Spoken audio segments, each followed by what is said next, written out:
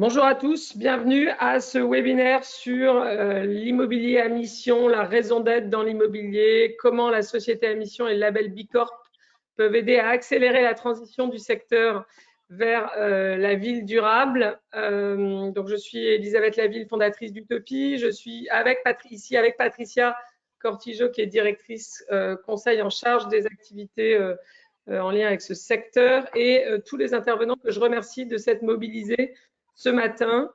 On attend encore quelques participants, mais on a décidé qui ont dû peut-être regarder le match Djokovic-Nadal hier tard et qui n'ont pas réussi à se lever pour être frais et dispo. Mais on va commencer quand même, et ils vont arriver, je pense, dans les premières minutes. On a organisé il y a quelques mois, peut-être bientôt un an, un webinaire sur l'engagement des entreprises dans la société à mission et dans Bicorp et la complémentarité qu'il pouvait y avoir entre ces deux approches, sur lequel on avait eu beaucoup d'intérêt de la part des participants et ensuite des entreprises. Et en parallèle, depuis, on a constaté, et on en parlera avec les intervenants aujourd'hui, un gros intérêt des acteurs du secteur, les constructeurs, les foncières, les entreprises du logement social, etc., pour ces démarches. En plus des accompagnements spécifiques raison d'être, société à mission ou Bicorp que Utopie a mené pour un certain nombre d'acteurs dont certains sont là aujourd'hui, comme Frey, comme Paris La Défense, comme Barjane, comme les architecteurs, comme Newton Offices, comme Harvey, comme Perial.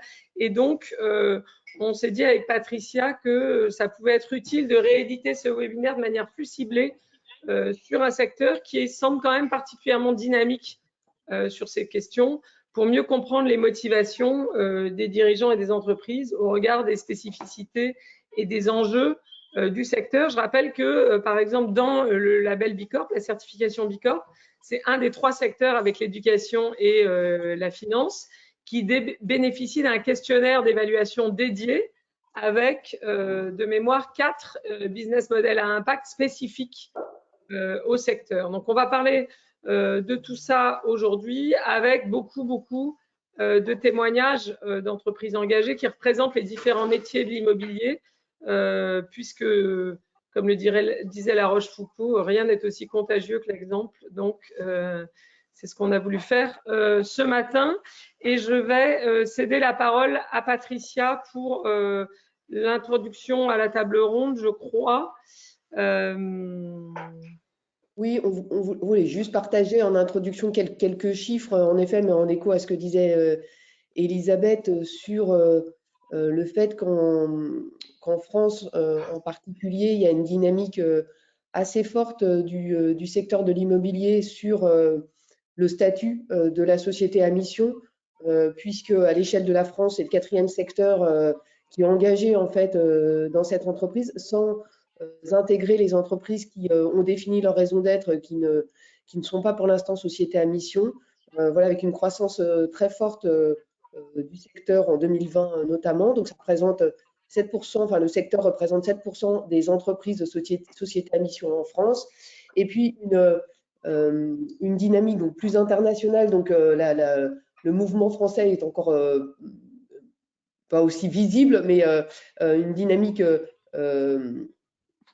qui reste aussi présente à l'échelle internationale, même si voilà, l'atteinte de la certification Bicorp, on y reviendra, est exigeante. Donc, pour l'instant, en France, un nombre encore limité d'entreprises qui sont certifiées Bicorp, même si un certain nombre d'entre elles sont en cours de démarches, voilà, de réflexion sur cette certification. On a mis le nom des entreprises, des 6 entreprises en France, et voilà, d'intérêt d'avoir le témoignage de certaines d'entre elles aujourd'hui.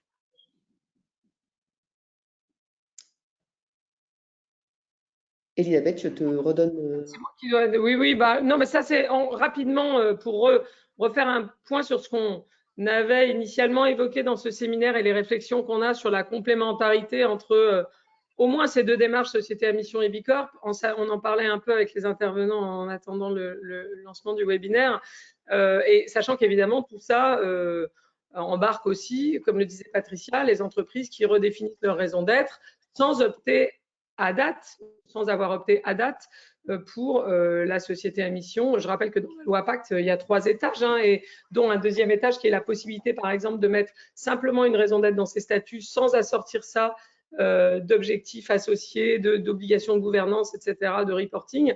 Donc, il y a aussi, et à la sortie de mémoire du premier confinement, il y avait une enquête qui avait montré qu'à peu près la moitié des entreprises en France disaient que la crise les avait amenées ou allait les amener à redéfinir leur raison d'être. Donc, il y a clairement un mouvement de fond, mais pour faire un focus sur Bicorp et la société à mission, clairement, ces 2 démarches qui s'inscrivent dans ce mouvement de précision, de redéfinition, de reformulation de l'utilité sociétale des entreprises, du rôle des entreprises dans la société, sujet qui a été beaucoup questionné pendant le Covid, ce pourquoi sans doute les entreprises ont accéléré sur cette question, avec et Bicorp et la société à mission au sens de la loi Pacte ont 3 objectifs en commun. Le premier objectif, c'est de vouloir accompagner ou accélérer cette transformation des entreprises en proposant aux entreprises de se doter d'un cap pour mener leurs activités et pour la transformation de leurs activités, qui est la raison d'être, avec l'idée que cette raison d'être, finalement, elle oriente la transformation de l'entreprise pour que l'entreprise contribue peut-être davantage à la transformation de la société. Les 2 démarches ont aussi en commun de proposer un cadre de progression et de valorisation en contrepartie d'un certain nombre d'engagements, on en parlera tout à l'heure. Et puis le troisième peut-être objectif commun, c'est de lutter contre le greenwashing. J'ai vu hier, vous avez dû voir comme moi qu'il y avait des perquisitions chez Deutsche Bank pour soupçon de greenwashing. Donc, la pression monte sur ces sujets-là. Et donc, l'enjeu, c'est aussi de lutter contre le greenwashing et les déclarations d'intention qui ne seraient pas alignées avec les actes en inscrivant la mission, les engagements dans les statuts, en ayant des obligations de mesure de la performance derrière. Cela dit, il y a aussi, je pense que c'est la slide suivante, je ne sais pas qui a la main sur les slides, mais puisque ce n'est pas moi, voilà, des différences d'approche. Évidemment, le fait que la loi, dans la société à mission au sens de la loi Pacte, c'est une qualité juridique qui est propre à la loi d'une part et au marché français de l'autre, même s'il y a des équivalences. La société à bénéfice qui date de quelques années auparavant en Italie, par exemple. Il y a la Benefit Corporation aux US qui a été beaucoup portée par Bilab, l'ONG derrière Bicorp, et il y a des projets similaires dans beaucoup de pays au monde, au Rwanda, à Taïwan, au Pérou. Là où, donc, une qualité juridique, là où Bicorp est un label indépendant international et un mouvement mené par des entreprises à la base, il y a une approche plutôt top-down dans la société à mission, au sens où, par exemple, en général, quand on a un groupe avec des filiales, c'est plutôt le groupe qui s'engage dans la société à mission et ensuite l'entreprise formule sa raison d'être avec des grands objectifs un peu macro, sociaux et environnementaux, met ça dans ses statuts, puis doit y consacrer des moyens et organiser la gouvernance. Et là, du coup, ça cascade, si j'ose dire, sur les activités ou les filiales, par opposition à ce qu'on constate quand même le plus souvent chez Bicorp, une démarche plus bottom-up, ne serait-ce que parce que l'entreprise doit d'abord atteindre un niveau de performance sociale et environnementale, puis modifier ses statuts, il aide aussi à atteindre les points requis dans Bicorp, les 80 points. Et en modifiant ses statuts, elle doit y préciser sa raison d'être, sa responsabilité vis-à-vis de ses parties prenantes. Il y a, en gros, je ne sais plus si c'est dans des slides après ou pas, mais je crois que c'est Mathias qui m'avait dit ça la première fois qu'on en avait parlé ensemble, et j'aime bien cette image, c'est que la société à mission, elle est plutôt a priori, c'est-à-dire qu'on devient société à mission et la transformation, elle va se jouer après, et on verra dans le temps comment la société à mission a effectivement transformé les entreprises, les business models, etc.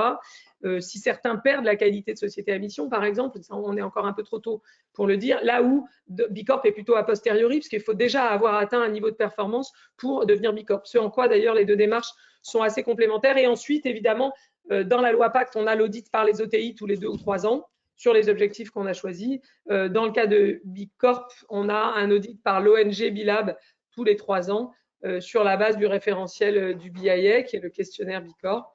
Donc, c'est aussi quelque chose qui rapproche au fond les 2 démarches. On peut passer peut-être à la slide suivante. Voilà. Et donc, pour résumer, nous, on pense, et on refait passer ce message aussi souvent que possible, qu'il ne faut pas opposer ces deux démarches, qu'elles ont des différences, mais que les deux combinés, c'est un peu et elles ont les deux peut-être des limites, mais les deux combinés, c'est un peu le meilleur des systèmes disponibles à date pour orchestrer une progression sur ces sujets. Pourquoi? Parce que les deux démarches ancrent et protègent la mission au cœur de l'entreprise et de son ADN, de ses statuts, que tout ça permet, comme je le disais tout à l'heure, de transformer les activités pour transformer la société, si j'ose dire, grâce à la définition d'une mission et au fait de ne pas juste avoir un énoncé sympa, mais de traduire ça dans une gouvernance des objectifs et des plans d'action, et qui transforme les activités opérationnelles, les offres, voire le modèle économique. Les deux démarches visant quand même à renforcer l'engagement des parties prenantes internes et externes, qui est explicite dans le changement des statuts Bicorp et qui est induit par notamment la création du comité de mission dans la société à mission. Et puis, tout ça contribuant de notre point de vue, c'est pas prouvé encore juridiquement, mais moi j'ai quand même pas mal l'intuition que ça contribue à prévenir ou à atténuer les risques, y compris juridiques, de mise en cause de la responsabilité de l'entreprise, de ses administrateurs ou de ses dirigeants pour inaction sur les sujets climatiques ou environnementaux notamment. Voilà, donc ça j'en ai parlé dans le temps. C'est un peu différent. Il faut quand même du temps pour formuler sa raison d'être avant de la mettre dans ses statuts. Il faut y avoir réfléchi un peu, choisir les bons objectifs, etc. Mais c'est vrai que la société à mission, Antoine, je crois que tu avais une image tout à l'heure qui était de dire on donne le diplôme avant d'avoir passé l'examen. Il y a un peu un côté comme ça. C'est dans le temps que ça va se jouer, alors que effectivement Bicorp, il faut avoir atteint un certain niveau de performance. Donc une entreprise qui commencerait en n'ayant pas vraiment, un peu en néophyte sur ces sujets-là, on en parlait aussi en préambule, pourra peut-être d'abord devenir société à mission, puis atteindre la performance nécessaire pour être certifié Bicorp. Bicorp donnant par ailleurs les indicateurs qui vont bien avec tout ce que la société à mission met dans les statuts. Bon, bref, il y a vraiment des interactions intéressantes entre les deux approches. Et on peut passer à la slide suivante pour ne pas passer trop de temps là-dessus. Vas-y, ça j'en ai parlé, donc vous pourrez avoir accès au slide. Je pense que je te donne la parole, Patricia, peut-être on a essayé sur la base des missions que j'ai évoquées tout à l'heure, nous qu'on a menées là-dessus au sein du secteur, sur la raison d'être hors SAM ou société à mission, sur SAM et ou société à mission, d'identifier un peu les facteurs clés de succès au sein du secteur de ces démarches. Oui, tout à fait. Bah, pour les parcourir rapidement, en fait, en effet, de manière premiers enseignements, hein, il n'y a pas de conclusion généraliste, mais de se dire, voilà, on en parlait un petit peu en introduction, il y a un enjeu de transformation et donc ce qui nous semble important, et d'ailleurs il y a une dynamique des acteurs du secteur dans cette direction, c'est d'aller au-delà de ce qui a pu se faire pendant certaines années d'une innovation qui était plutôt au niveau des projets en tant que tels, par association avec des acteurs, on va dire, entre guillemets, innovants. Et donc, on voit qu'au sein des organisations, et les organisations qui sont autour de la table le représentent bien, il y a un besoin d'une culture de l'innovation interne, d'une innovation transversale, hein, qui concerne l'offre, qui concerne les questions de modèle économique, qui sont un petit peu au cœur aussi des problématiques. Donc voilà, le point d'avoir cette organisation, cette fonction et cette culture qui se développe au sein des différents métiers. On sent aussi une évolution de la culture du secteur, hein, qui historiquement est peut-être plus tournée vers une culture technique et financière, avec cette dimension sociétale, territoriale, puisque voilà, Elisabeth en parlait sur les relations avec les parties prenantes, ça veut dire aussi d'autres liens aux collectivités, d'autres liens aux futurs utilisateurs, et puis une dimension sociétale forte en fait dans la transition pour qu'elle réussisse. Donc voilà, cette ouverture de la culture à cette écoute en fait des tendances sociétales par des recrutements spécifiques, par une évolution de la culture interne. Il y a la question aussi de l'évolution des métiers qui a été soulignée dans un travail récent de l'ADEME en fait sur les scénarios prospectifs, où il y a eu une étude spécifique sur la filière construction qui fait un tour d'horizon un petit peu de comment les métiers, les différents métiers de la chaîne de valeur qui sont très divers, hein, devraient intégrer ces questions de transition. Il y a aussi un travail de l'Observatoire des métiers du BTP sur ces sujets-là, plutôt à l'échelle de la construction. Donc, on voit que voilà, la question de comment les métiers vont changer, comment former à ces nouvelles compétences est un petit peu, nous semble important dans les transitions un peu globales des organisations et des différents acteurs. Et puis des défis hein, qui sont simples à formuler mais difficiles à résoudre, qui sont de concilier des objectifs d'accélération, puisqu'on voit que la crise s'accentue, et en même temps de trouver des solutions qui sont adaptées au territoire, au local, qui ne sont peut-être pas les mêmes partout. Donc voilà, des questions aussi d'organisation qui se posent à une échelle globale et aussi à l'échelle des structures, sans doute avec des organisations plus horizontales aussi nécessaires. Et dans cette orientation-là, la question des alliances que nous, on voit apparaître comme des pistes de solutions, de se dire comment on peut agir collectivement, pas uniquement pour réfléchir, mais pour agir, pour développer des solutions, des filières à l'échelle locale ou à l'échelle de fédérations. Donc, on le voit, les fédérations du secteur hein, se mobilisent sur l'accompagnement de leurs entreprises. Voilà, comment avoir des projets communs. Et puis, cette question des filières locales, bon, Utopie travaille beaucoup sur ces questions d'économie locale. On voit apparaître ce sujet à l'échelle du secteur, en lien aussi avec les questions de renchérissement des matériaux, de rupture des chaînes d'approvisionnement et d'enjeux sur l'économie circulaire et sur les objectifs climatiques sur les matériaux.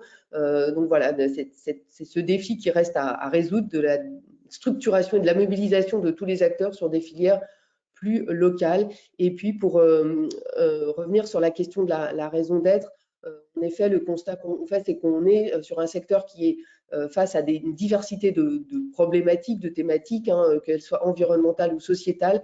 Et donc, l'enjeu qu'on rencontre, c'est de trouver pour chaque organisation son combat par rapport à la diversité de ces enjeux et comment avoir son rôle spécifique voilà, et avoir une raison d'être qui n'est pas générique et celle du secteur, mais qui lui est propre. Donc voilà, c'est cet enjeu du combat spécifique qui est un sujet auquel on s'attelle au sein d'Utopie, et peut-être tout en conciliant, et Léo, on peut passer la slide suivante si tu... Voilà, tout en conciliant aussi la nécessité d'avoir une vision qui reste très large des enjeux. Et de ce point de vue-là, ce qui est utile et instructif, c'est les scénarios prospectifs qui sont définis par une diversité d'acteurs. Donc, on a mentionné, enfin, on mentionne ceux de l'ADEME, hein, mais aussi avec un focus sur le secteur de la construction, mais aussi ceux qui a mené le CSTB, hein, le bâtiment de demain, là aussi avec des scénarios un petit peu différents. Et à ce titre, Jean-Christophe Vizier, qui est le directeur de la prospective d'innovation du CSTB, dit voilà, évidemment, il n'y a pas de bon scénario, il y a pas, on voudrait tous qu'un scénario arrive plutôt qu'un autre, mais ce qui est intéressant, c'est la gymnastique en fait de ces scénarios prospectifs et de voir quel rôle on peut jouer et comment on s'adapte à cette diversité de scénarios. Et puis aussi des outils qui nous semblent intéressants pour permettre aux équipes, aux parties prenantes de se projeter, c'est celle des récits. Voilà, dans quel récit du futur on veut se projeter et comment ça rend un petit peu plus tangible les orientations qu'on prend de manière plus stratégique au sein des organisations. Voilà quelques éléments, mais on va surtout laisser la parole aux intervenants avec qu'on remercie à nouveau chaleureusement, en fait, deux tours de table ronde virtuelle. Un premier tour pour leur laisser la parole sur les orientations qu'ils ont prises et les motivations, qu'est-ce qui les a conduits à adopter des démarches soit de société à mission, soit de certification de Bicorp, soit de définition de raison d'être. Voilà, pourquoi se sont-ils engagés. Puis un second tour de table qui est, même si les démarches sont récentes, leur retour d'expérience à date, premiers bénéfices, premières difficultés aussi rencontrées, perception par leurs parties prenantes, voilà, tout ça dans un temps assez efficace. Et donc, si vous le voulez, on va commencer, Mathias Navarro, par vous. Peut-être en quelques mots, vous avez cofondé et vous êtes CEO de Redman, cofondé Redman il y a 15 ans, voilà, qui s'est beaucoup développé ces dernières années. Vous avez un rôle de promoteur, d'exploitant hôtelier. Vous avez créé récemment une foncière qui s'appelle Essentiel. Voilà, ben, je vous laisse la parole pour présenter un petit peu plus les spécificités de l'entreprise, de vos engagements et pourquoi vous êtes engagé à la fois dans la certification B Corp, et vous disiez dans un premier temps d'ailleurs, et puis vous êtes devenu société à mission. Merci beaucoup Patricia et merci aussi Elisabeth pour l'invitation. Bonjour à tout le monde. Donc quelques secondes, quelques mots sur Redman. Donc on a un groupe immobilier effectivement indépendant d'environ 200 personnes qu'on a créé il y a 15 ans et qui effectivement exerce 3 métiers. Un métier historique qui est celui de promoteur immobilier, un métier aussi d'exploitant hôtelier qu'on exerce depuis 8 ans. Et on vient de lancer en 2022 effectivement une activité de foncière solidaire, donc vraiment pour accompagner les acteurs de l'ESS dans leurs problématiques immobilières. Avant de parler un peu de la démarche, moi, parce que c'est un peu aussi à l'origine de cette démarche, je voudrais vraiment prendre 30 secondes de mon temps de parole pour parler de chiffres, parce que c'est un peu le ressort de notre secteur. C'est quelques chiffres quand même effarants qui président à cette activité, de celle du BTP en général. Le BTP, au niveau mondial, c'est 40% de l'énergie utilisée, 30% des gaz à effet de serre, 40% des matériaux utilisés dans le monde le sont par le BTP. Alors, le chiffre le plus effarant, c'est 75% des déchets sont liés à cette activité. Donc, quand on voit ces chiffres, on peut pas ne pas bouger. Ça, c'est pour la partie un peu environnementale. Il y a aussi en France des sujets sociaux très importants. 4 millions de Français qui sont concernés par le mal logement, 2 millions de personnes en attente de logement social, et en même temps 4 millions de logements vides. Donc, il y a un sujet là-dessus. On a aussi 37 millions de logements en France, 90% doivent faire l'objet de rénovation. Donc là, on est devant un saut quantique en termes de masse de travail par rapport à l'objectif de la SNBC 2050 par rapport au logement. Et je pourrais aligner des chiffres comme ça. C'est vraiment très important. Donc, tous ces chiffres, qu'est-ce qu'ils montrent? Ils montrent que notre secteur a un énorme impact, au même titre que celui du transport et celui de l'alimentation. C'est vraiment les 3 secteurs clés en termes de transition. Et donc, que le levier qu'on a entre les mains, nous, en tant qu'acteurs de l'immobilier, il est gigantesque. Pour autant, effectivement, qu'on se donne la peine de se mettre en mouvement sur le sujet. Donc, comment on s'est mis en mouvement chez Redman? C'était votre question, Patricia. Notre raison d'être, c'est celle de développer une ville bas carbone et inclusive. Et pour nous, l'un ne va pas sans l'autre. C'est vraiment 2 faces de la même médaille, la partie transition environnementale et la transition sociale qui est indéléblement collée et ne va pas sans l'autre. Donc, on s'est fixé avec cette raison d'être 4 objectifs. Celle d'améliorer l'impact de l'empreinte carbone des milieux urbains, grâce notamment au développement centré sur les principes de densification plutôt que d'étalement, et ceux de restructuration plutôt que de la démolition, et de la construction bas carbone. Ça, c'est le premier objectif. Le deuxième, c'est favoriser l'émergence de villes plus inclusives, notamment donc ouvertes au plus grand nombre. Le troisième, c'est construire le futur avec nos équipes, donc donner à chacun de nos salariés le pouvoir d'avoir un impact sur les décisions de l'entreprise. Donc ça, c'est extrêmement important aussi. Et enfin, la quatrième, c'est promouvoir une croissance inclusive en agissant notamment sur les acteurs les plus fragiles de notre écosystème. Donc voilà un peu le cadre. Et comment est-ce qu'on est arrivé à ce cadre? Notre chemin, en fait, il n'a pas démarré en disant on veut devenir B Corp, on veut devenir la société à mission. Il a démarré au bout de 10 ans de boîte. Donc en 2017, c'était même avant la loi Pacte. Donc tout ça, ça n'existait pas même légalement.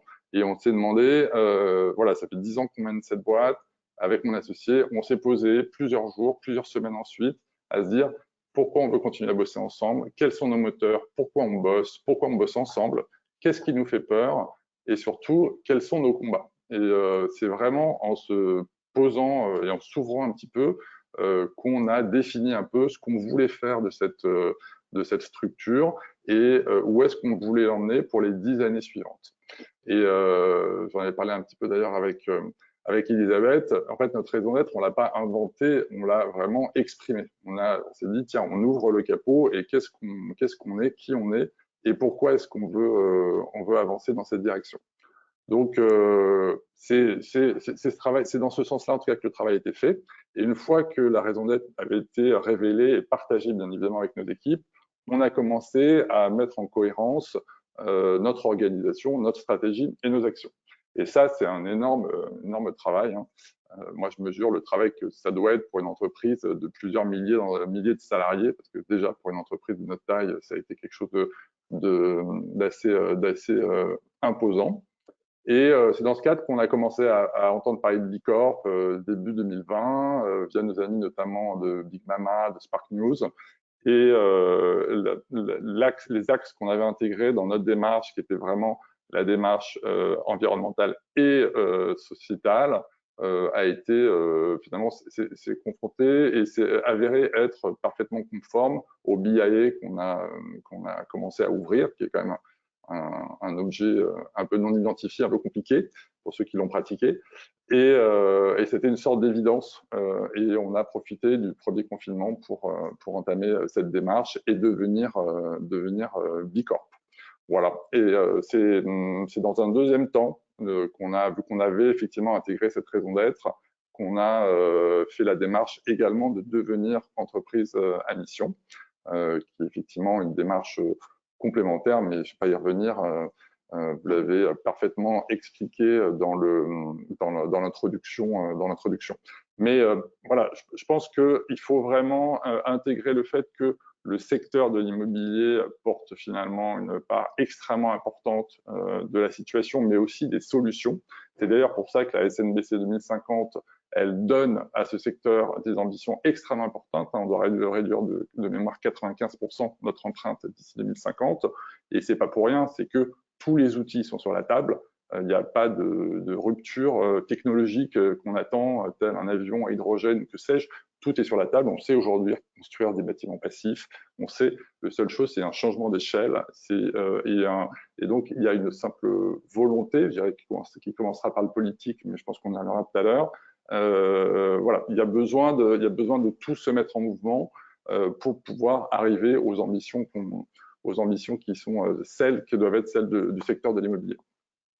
Merci beaucoup, Mathias. Et j'en profite pour rappeler en effet que le BIA est accessible gratuitement. Donc, ça permet de tester en effet, de se tester et d'utiliser cet outil qui nous semble en effet en tant que tel très référentiel, très pertinent pour mesurer en fait son approche.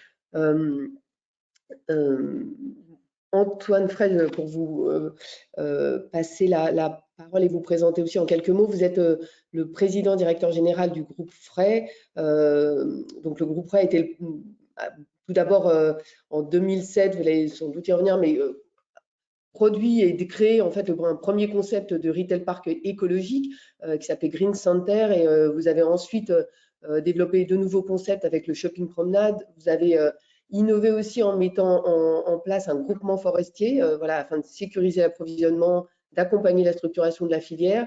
Et il y a vraiment cette culture en fait au sein du groupe de transformer l'entreprise et de renforcer son caractère aussi innovant et engagé sur les questions de développement durable. Vous êtes devenu en 2021 une société à mission et vous êtes certifié Bicorp. Voilà, est-ce que vous pouvez aussi nous expliquer en quoi cette démarche s'inscrit en fait dans l'identité, dans la dynamique de l'entreprise, et pourquoi vous avez choisi de vous y engager?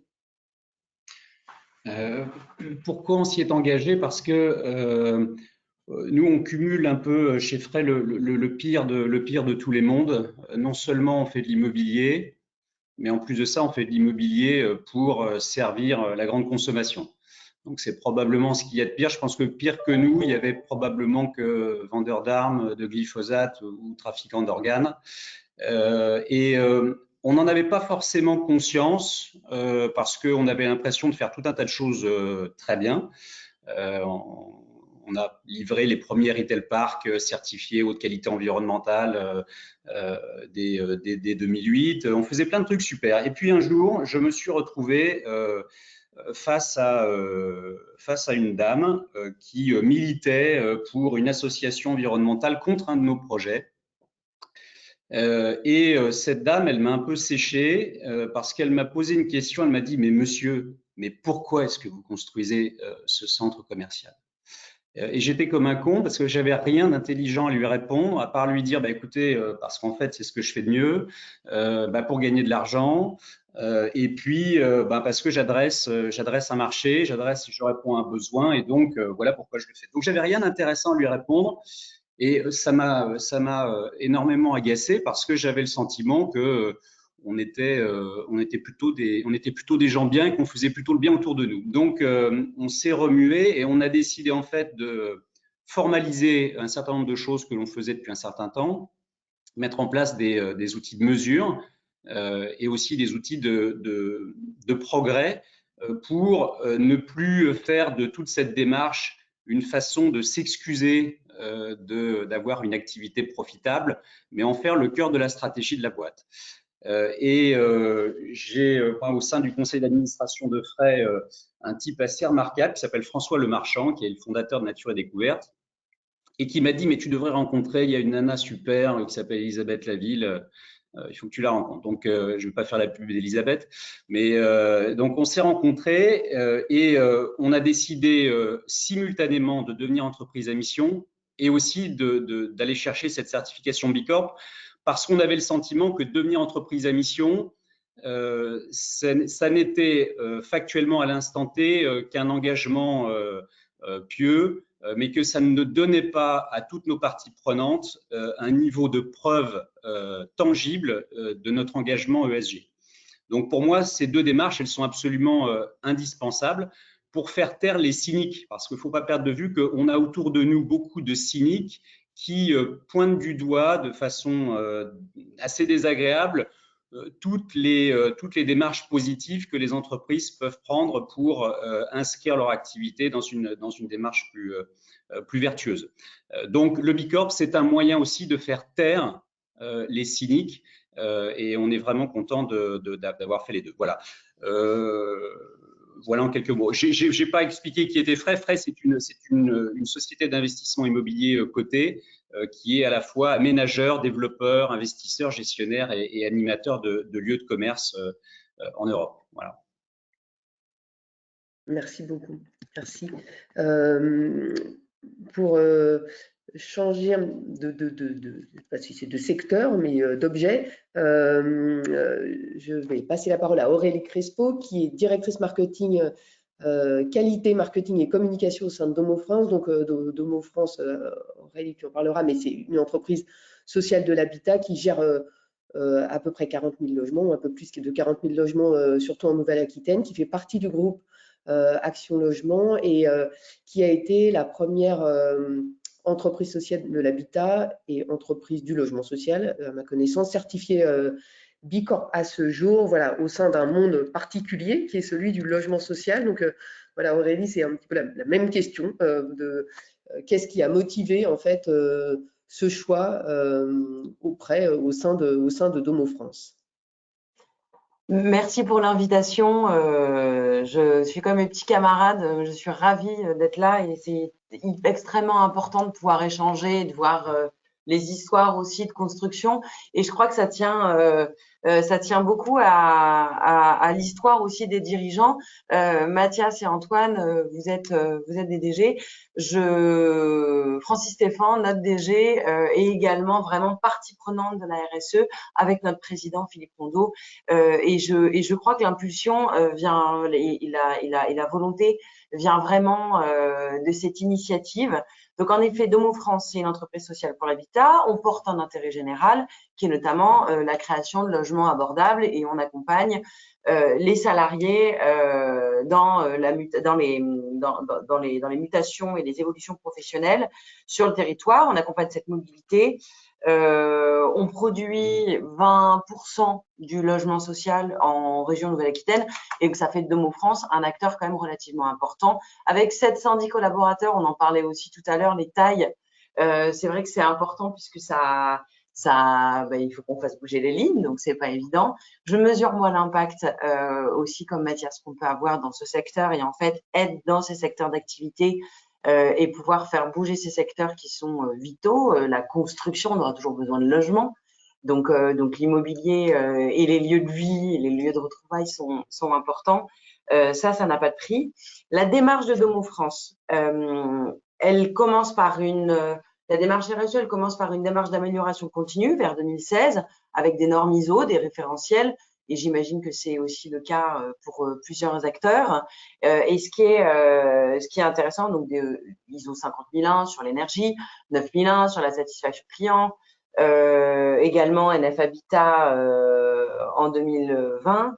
Ce qui est intéressant, c'est qu'on a eu l'opportunité d'écrire un projet d'entreprise et de co-construire un projet d'entreprise avec les collaborateurs dès 2018, avec une ambition de plan quinquennal. C'est-à-dire que tout le projet d'entreprise a été co-construit, donc il y a eu une concertation, une adhésion des collaborateurs, et avec une vision moyen terme sur 5 ans, ça a été porté par notre président et notre DG, et la RSE a vraiment été la colonne vertébrale.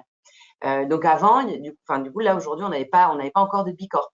Bicorp, c'est et je rejoins la notion d'objectivation. Pour moi, c'est un peu comme une sanction. C'est qu'à un moment donné, on se soumet à un test et je revendique les bienfaits du BIA qui permettent de voir où on en est dans nos démarches et de nous tester. On se soumet à un test et il y a une sanction. C'est un peu une sanction de la note. Et c'est bien parce que ça nous permet de nous confronter à une réalité, c'est objectivé, il y a un audit derrière, un audit d'ailleurs pour permettre la certification. Et du coup, cette sanction-là est tombée en décembre 2020. Donc, on est dans une première phase de labellisation. On a l'ambition d'être certifié et de se mettre en mouvement. Ça nous a permis de structurer aussi, et c'est vrai qu'avec notre projet d'entreprise, ce projet d'entreprise quinquennal a été décliné en plan d'action, annuel, et donc la RSE et le plan d'amélioration Bicorp, c'est naturellement en fait intégré au sein de ce plan d'action et a permis de structurer, de poser des actions vertueuses, et sur la diversité de nos métiers, des points qui ont été abordés aussi par mes camarades. Au sein de l'habitat social, on est en effet dans la construction, mais également la gestion locative, puisqu'on a donc 40 500 logements, c'est grosso modo 110 000 personnes logées.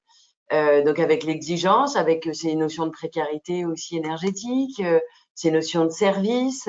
On a une problématique également territoriale puisque on est sur toute la région Nouvelle-Aquitaine, donc on est sur un parc et on a un enjeu territorial très fort.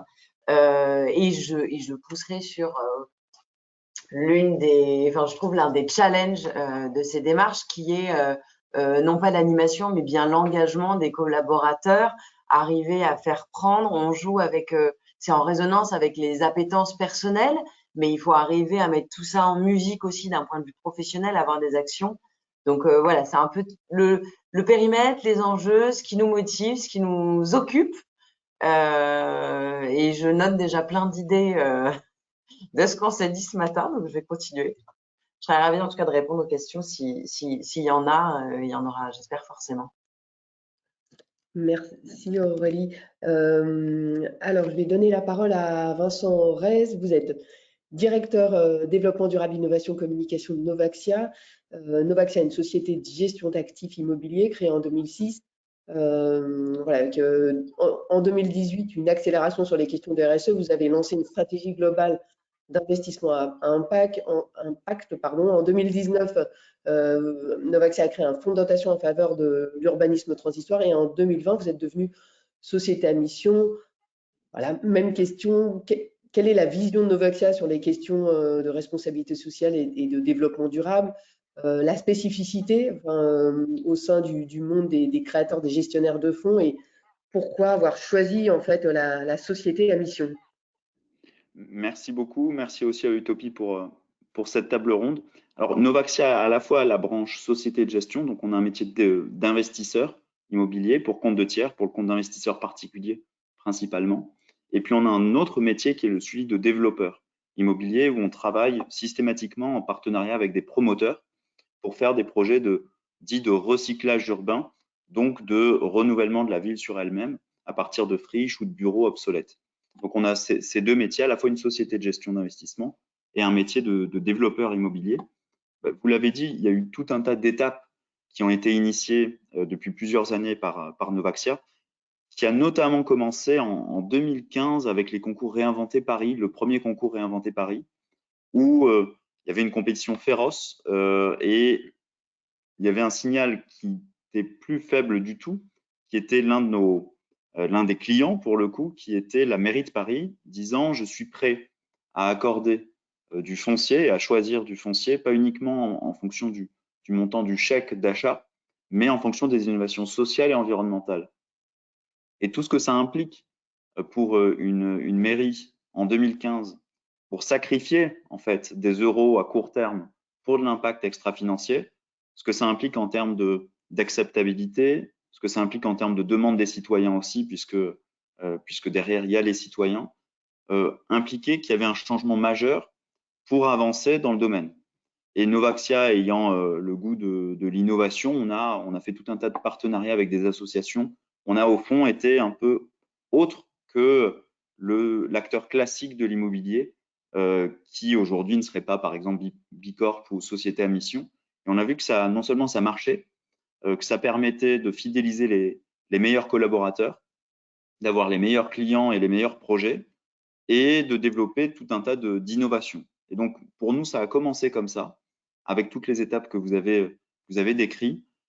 On a eu donc on est devenu société à mission, a priori, et puis on a eu un changement majeur auprès de nos partenaires et y compris en interne, avec les résultats de la mesure d'impact en fin d'année dernière de nos engagements d'entreprise à mission. On en a 5 et je vais vous donner quelques chiffres et moi peut-être mon intervention ce sera de dire que avec la mesure d'impact, je connais moins Bicorp, mais avec la mesure d'impact, j'imagine qu'on est toujours dans la mesure dans Bicorp comme dans la société à mission. Grâce à la mesure, on change vraiment la perception de ce que peut être un label ou un statut qui reste finalement dans la tête de la plupart, le plus grand nombre, quelque chose de marketing, de communication. Or, grâce au label et à son cadre d'analyse ou grâce au statut et à son cadre d'analyse, on peut être très concret. On a d'abord décidé de ne concevoir et de ne distribuer exclusivement que des fonds responsables. Donc, au niveau de la société de gestion, régulée par l'autorité des marchés financiers, il y a d'autres labels qui existent pour les fonds sur la dimension ESG et on a décidé de ne faire plus que de l'ISR en termes de conception et de distribution, donc 100% de fonds ISR. Très concrètement, ça nous a permis de montrer que c'était possible, de concilier le sens et un objectif de rentabilité. Et puis l'autre chose, ça nous a permis de montrer qu'on pouvait innover. Donc en lançant un fonds ISR, ça nous a permis de montrer qu'on pouvait aller chercher plus loin et donc avoir un pourquoi, pour reprendre le terme qui a été dit, et donc d'emmener encore plus de clients. On a décidé d'être aussi au-delà du zéro artificialisation nette des sols, en renaturant la ville et en remettant de la biodiversité. Et on a montré qu'on pouvait remettre de la nature en ville, remettre de la pleine terre et des biotopes de manière nette. Et donc, là encore, en montrant qu'une entreprise immobilière peut avoir comme mission de produire de manière nette de la biodiversité.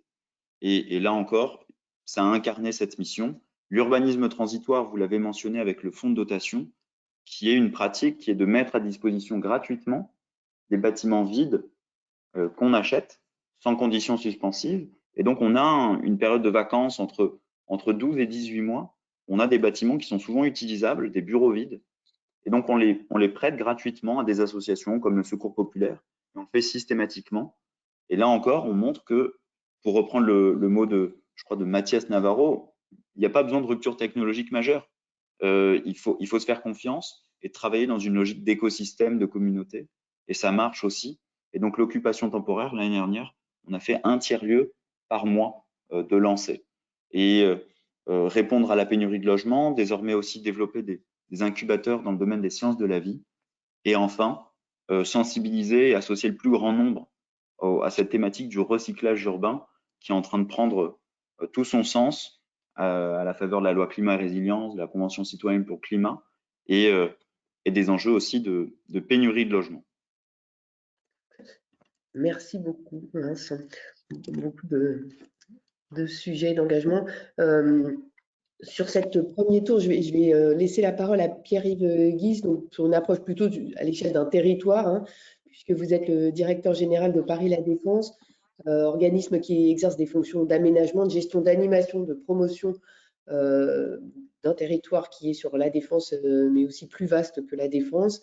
Donc en tant qu'établissement public local, Paris La Défense ne pouvait pas être certifié Bicorp, hein, ou devenir société à mission, mais voilà, vous avez décidé d'aller au-delà peut-être de la nature qui a été peut-être intrinsèquement, de par votre statut d'établissement public local, au service de l'intérêt général en vous lançant dans un travail de co-construction de la raison d'être, hein, avec différents acteurs internes et dans la gouvernance. Est-ce que vous pouvez aussi nous expliquer ce qui a motivé cette décision qui est assez unique pour l'instant pour ce type d'établissement et quelles en a été un petit peu les orientations et le résultat? Alors, merci également pour l'invitation, pour l'organisation de ce webinaire et merci spécialement de souligner le fait que les acteurs publics aussi, même si les textes réglementaires qui encadrent les questions de raison d'être, société à mission dont on a parlé depuis une demi-heure, ne s'appliquent pas. Dans sa grande sagesse, l'État a décidé qu'il n'était pas applicable en fait à lui-même et aux administrations publiques. Pour autant, on a fait le choix, donc vous avez dit Paris La Défense, c'est l'établissement public qui a beaucoup changé de forme et de nom au fil de ses 60 ans d'histoire, mais qui s'occupe aujourd'hui de l'aménagement foncier, de la gestion courante en termes de sécurité d'entretien, et puis du développement économique, de la promotion du territoire, du quartier d'affaires de la Défense, étendu au secteur de Nanterre et la Garenne-Colombes qui se développe depuis une vingtaine d'années.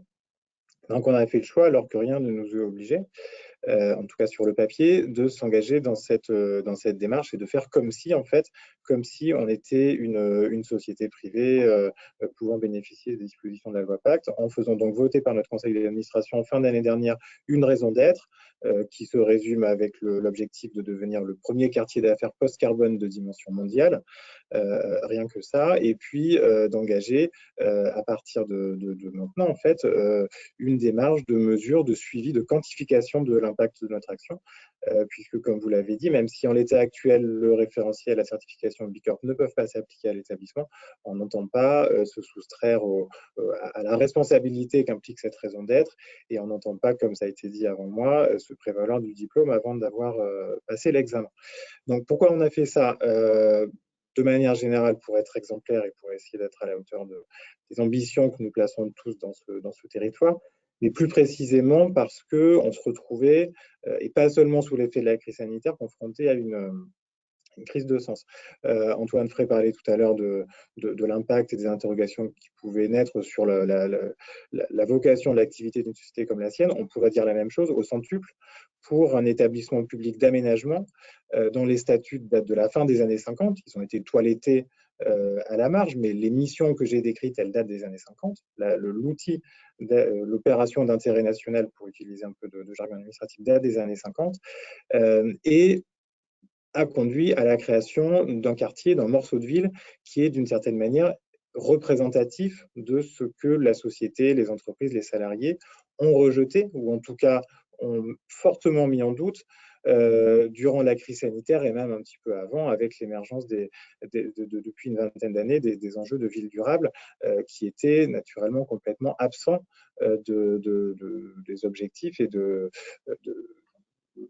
on va dire des paradigmes qui ont prévalu au développement de la défense à l'époque des 30 Glorieuses. Donc cette crise du sens qui s'applique tout autant au territoire avec cette dalle et ses tours qu'à l'établissement public, puisque j'ai évoqué le fait que ces statuts n'avaient guère évolué depuis une soixantaine d'années, ça aussi, ça devait nous interroger à une époque où on sait que le goût de nos concitoyens pour les institutions, la démocratie représentative est modéré, on va dire. quelle légitimité pouvions-nous avoir en tant qu'acteurs publics disposant de compétences exorbitantes du droit commun? À la Défense, ce ne sont pas les maires qui délivrent les permis de construire. À la Défense, propriétaire d'un bâtiment peut être du jour au lendemain ou quasiment exproprié par l'aménageur pour des raisons d'intérêt général qui lui échappent.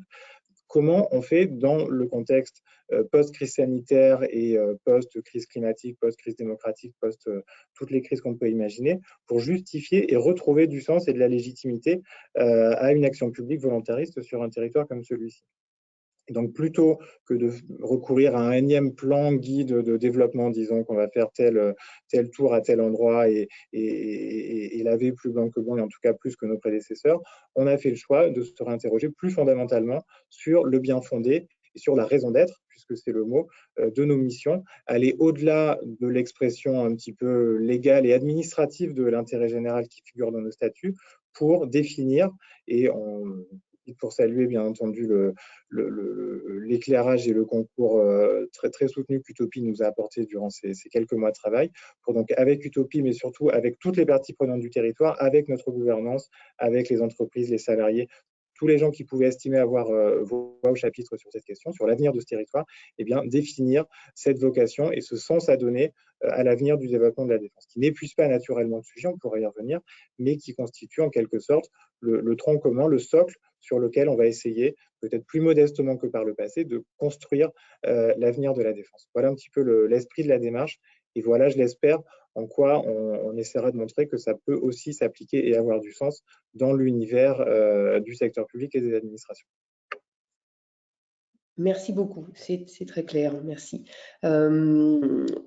Deuxième petit tour de questions, en fait. Alors, en effet, on le voit, les démarches sont récentes, mais ça nous semblait intéressant d'avoir un petit peu a posteriori votre retour d'expérience du processus et peut-être un peu les points de vigilance ou les recommandations que vous souhaiteriez partager, les premiers bénéfices que vous y voyez. On en a vu déjà certains dans le processus, hein, le référentiel, le fait de redonner du sens, de passer du stade du projet à celui de l'organisation, voilà, de mobiliser les équipes, de redéfinir un cap, mais voilà, peut-être au travers aussi des échanges que vous avez eus avec vos clients, des collectivités, vos parties prenantes, voilà, comment cet engagement est perçu, et puis aussi potentiellement des points de vigilance, voilà, des points d'attention sur ces démarches.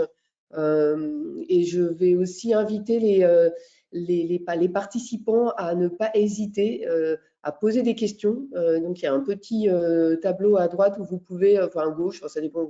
En tout cas, vous pouvez poser des questions et écrire des questions, et on devrait avoir un temps d'échange en fait autour de ces questions. Donc, sur ce deuxième tour de table, je vais peut-être passer la parole à Antoine. À Antoine Frey sur voilà, un peu retour d'expérience, société à mission. On en parle un petit peu en introduction. Première réunion du comité de mission, première revue des objectifs et des indicateurs, communication sur Bicorp au sein de votre écosystème. Comment, voilà, première réaction en interne des équipes, à l'externe, premier retour. Le premier retour, il est excessivement positif. C'est un fabuleux outil de management parce que quand vous embarquez tous les collaborateurs sur des objectifs qui ne sont pas uniquement des objectifs financiers liés à leur activité quotidienne, mais des objectifs qui dépassent de façon transversale leur activité, c'est quelque chose de très motivant pour eux. Donc, c'est un fabuleux outil de management. Vis-à-vis des parties prenantes, je pense qu'il y a une véritable prime. Ça rend l'entreprise, je pense, plus désirable pour toutes ces parties prenantes.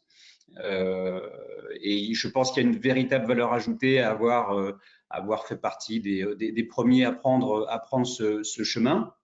Donc, si c'était à refaire, très clairement, je le referais. Sur les points de vigilance, j'en vois un certain nombre. Je pense qu'on doit faire attention à ne pas chercher à être populaire, hein, ne pas oublier que c'est pas la mission pour la mission. Nous sommes des entreprises avec une mission. Donc, il ne faut pas chercher à être populaire, pas chercher à donner des leçons aux autres. Il faut rester humble parce que je pense qu'on peut vite montrer l'exemple, c'est parfait, mais on peut vite agacer. Donc, il faut qu'on fasse attention à ça.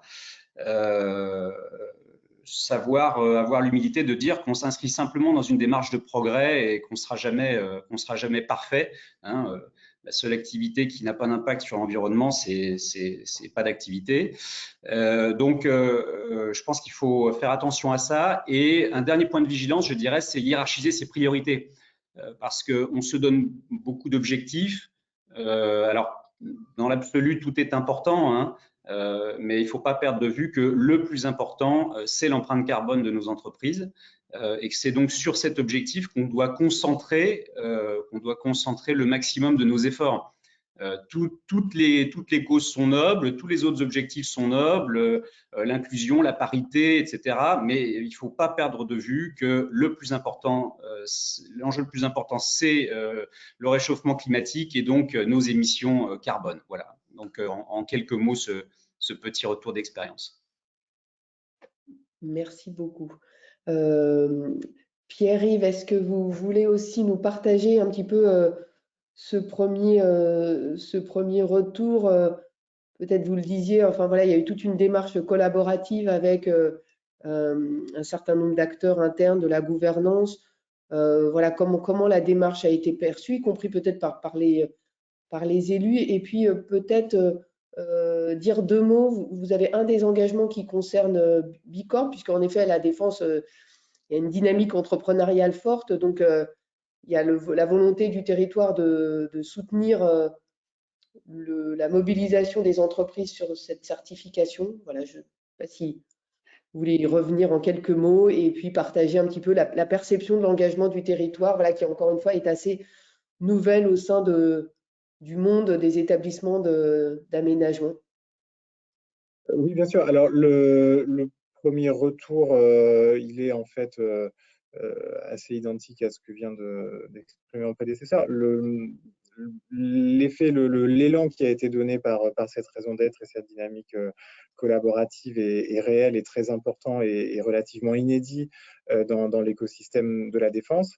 Et pour autant, il nous met tout de suite face à la question du second souffle, c'est-à-dire qu'est-ce qu'on fait une fois qu'on a dit ça, une fois qu'on a posé cette ambition, et comment notamment on résout la contradiction élémentaire qui est la même dans tous les territoires et pour tous les acteurs de l'immobilier, qui est que la meilleure manière de répondre à ces objectifs de responsabilité environnementale, c'est dans l'idéal de ne rien faire et au moins d'être décroissant ou extrêmement modéré et mesuré dans ce qu'on fait.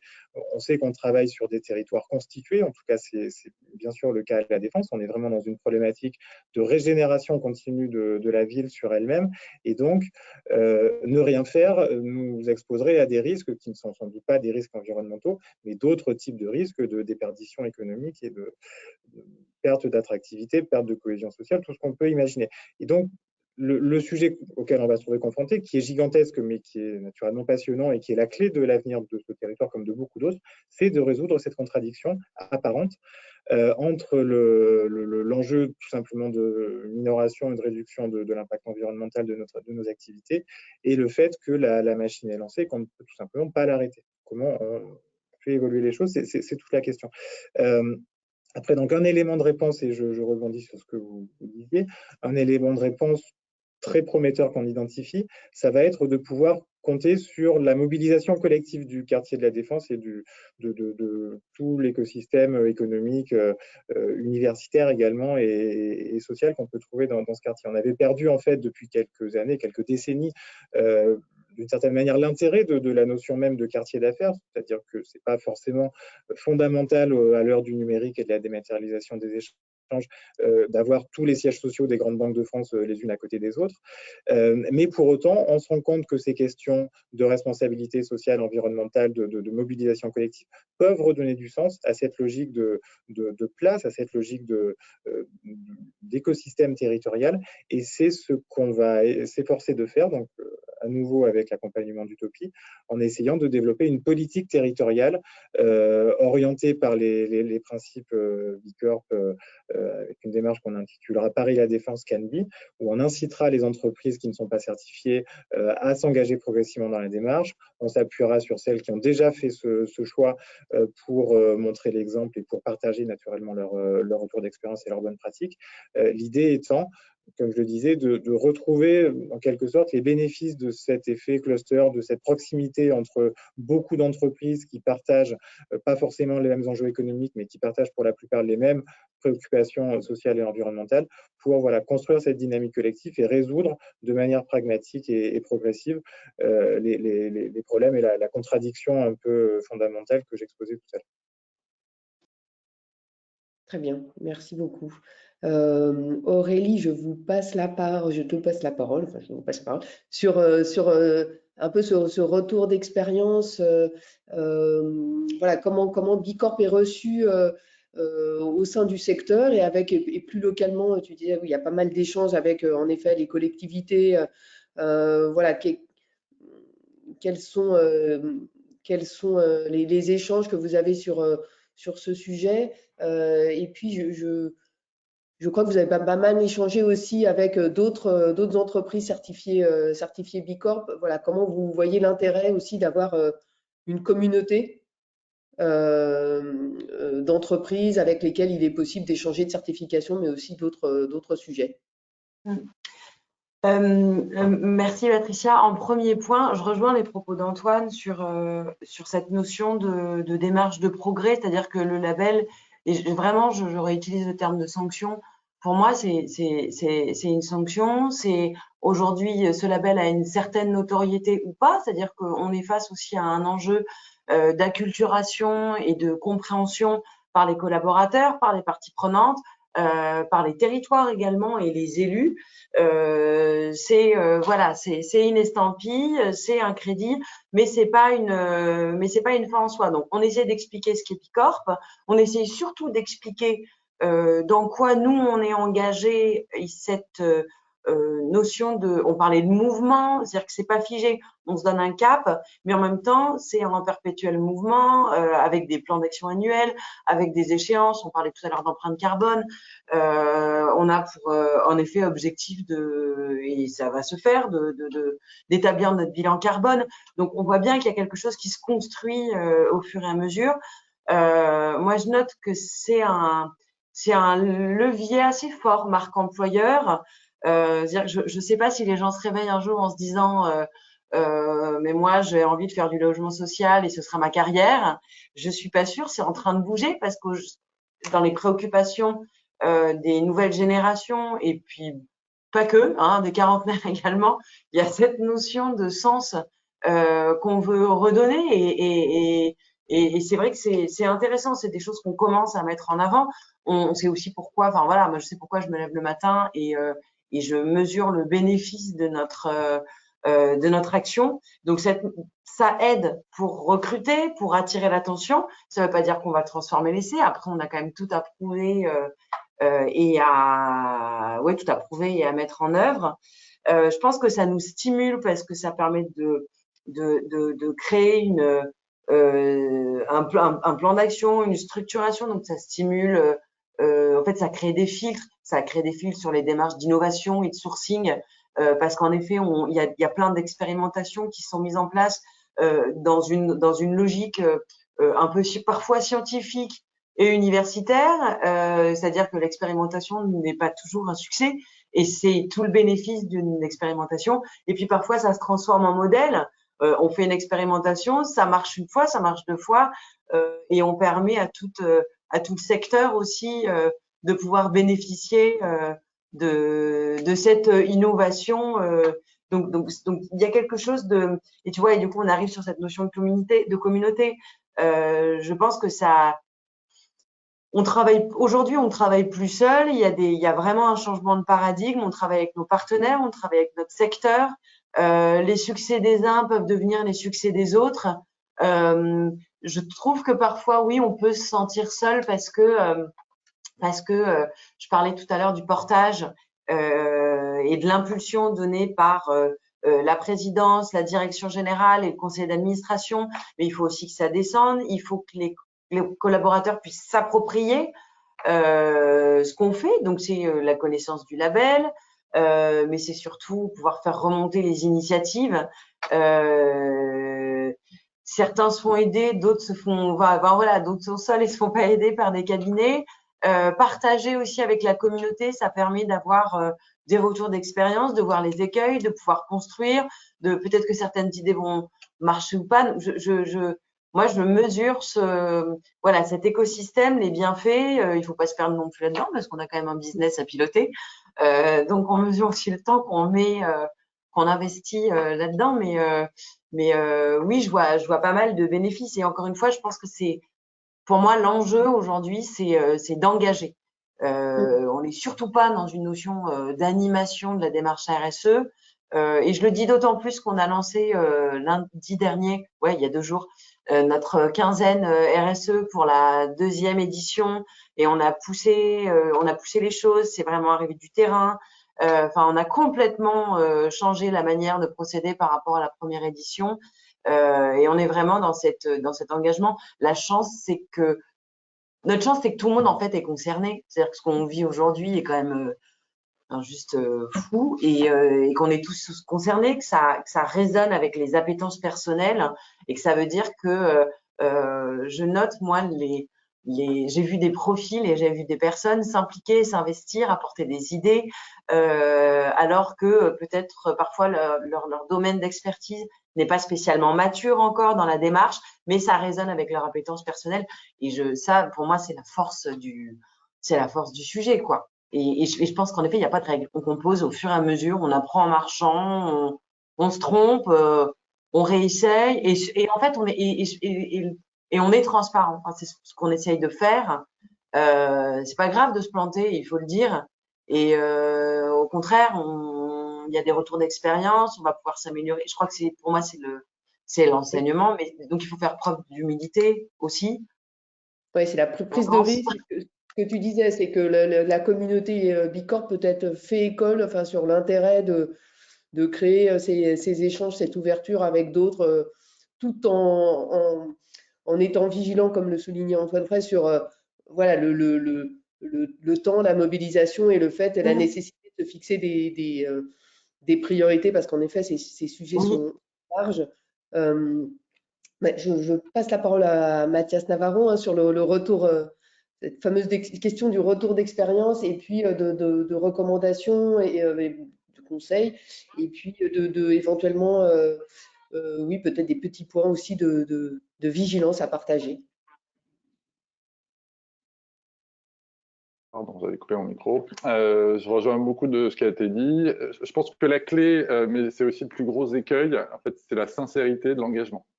Et en fait, l'apport des démarches Bicorp et sociétés à mission, c'est de guider et à terme même garantir cette sincérité, pardon.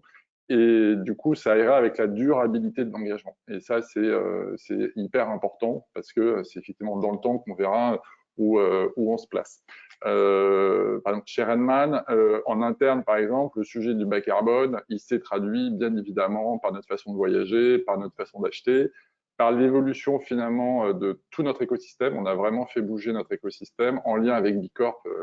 Aurélie et Antoine ont bien rappelé, Bicorp, c'est pas qu'un label, c'est aussi et surtout un mouvement. Donc, on travaille beaucoup aussi entre Bicorp de ce point de vue-là. D'un point de vue inclusion, on a ouvert le capital social de la boîte sous cette impulsion à tous nos salariés. Donc ça, c'est vraiment un changement d'élément majeur de la structuration de la boîte. Et on est allé chercher des sujets d'égalité, des sujets de diversité qui sont extrêmement aussi importants. Et je rejoins tout le monde, la marque employeur, du coup, a vraiment gagné en épaisseur et il y a une énorme accélération de l'attrait de la boîte, ça se sent, tant par des futurs collaborateurs, on a beaucoup d'appels entrants au moment du choix de nouveaux collaborateurs. C'est aussi et là je reprends mot pour mot ce que disait Antoine, un fabuleux outil de management parce qu'on va mettre autour de ces sujets beaucoup d'entreprises, beaucoup de collaborateurs qui vont être hyper moteurs sur ces sujets. Et nous, on vient d'entamer notre process de recertification, parce que ça fait maintenant plus de 2 ans qu'on est certifié, donc on est en train de s'y mettre. Et ça mobilise tout de suite, parce que c'est quel objectif on se donne, où est-ce qu'on veut aller. Et mine de rien, le BIA, le fameux BIA, c'est aujourd'hui un outil de pilotage qui nous sert. Alors, on ne l'ouvre pas tous les jours, bien évidemment, mais ça donne quand même une énorme roadmap sur ce qu'on peut faire encore de mieux et comment est-ce qu'on peut améliorer nos pratiques dans une logique d'amélioration continue, comme parlait Aurélie. Ça, c'est en interne. Et en externe, bien évidemment, le sujet, c'est le scope 3, quoi, parce que moi, je continue à voir régulièrement des classements de boîtes les plus vertueuses qui ne prennent, enfin, c'était encore il y a quelques mois, là, les boîtes les plus vertes en France, c'était un promoteur, je ne sais pas lequel, tant mieux pour nous, mais très clairement, c'était scope 1 et 2. Donc, quand on sait que 99% de nos gaz à effet de serre sont dans le scope 3, c'est un peu incompréhensible qu'on en soit encore à faire des classements de ce type-là. Donc, sur le scope 3, bien évidemment, il faut qu'on ait une démarche, et cette démarche, elle est guidée par Bicorp et par les SAM. Et nous, ce qu'on a intégré, alors c'est exactement ce que disait Antoine tout à l'heure, on se pose des questions. La première question, toujours, c'est pourquoi est-ce qu'on produit des immeubles? C'est la question de base. On doit intégrer à ce stade de la réflexion les sujets de réhabilitation pour les prioriser, les sujets de ZAN, etc. On se pose la question de pourquoi est-ce qu'on construit, parce que la sobriété, ce sera quand même aussi une des clés à terme. On construit quand on a besoin de construire. Après, une fois qu'on s'est posé cette question, on se pose la deuxième question qui est celle de qu'est-ce qu'on produit, c'est-à-dire les immeubles, ils peuvent être construits de différentes manières, ils peuvent stocker du carbone, donc on peut utiliser des matériaux biosourcés, etc., faire de la réutilisation, du recyclage, et pour notre part, utiliser moins de technologie, parce qu'on croit aussi beaucoup au low-tech, on en a parlé avec Elisabeth longuement, et ça, là-dessus, c'est pour certaines typologies de bâtiments, en tout cas, ça peut marcher. Donc, qu'est-ce qu'on produit? Et enfin, la dernière question, c'est comment est-ce qu'on produit les choses en essayant de favoriser, bien évidemment, tout ce qui est local. Sur le renchérissement des coûts de construction actuellement, c'est déjà une vraie réponse. Et de manière générale, c'est une réponse aux crises environnementales et sociales qu'on traverse.